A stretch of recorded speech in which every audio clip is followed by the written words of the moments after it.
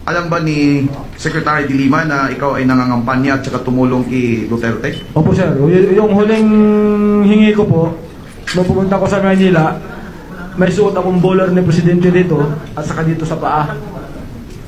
Pagkatapos, Nung nakita niya, pak, ginano niya ako. anong pak? Parang pinalo niya ako dito. Sinampal ka ni Ma'am de Lima? Yes sir. Nung sinampal ka ni Ma'am de Lima, ano pong sagot mo at saka anong ginawa mo? Ang sabi niyang nakita kasi yung bowler, ba't suot mo yan?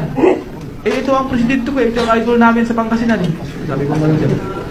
Mag-idol ka rin lang, kiraulo pa. Sinasabi niyan.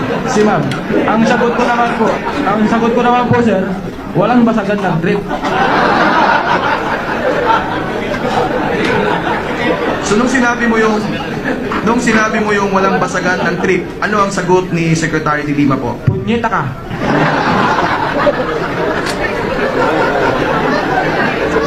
Order.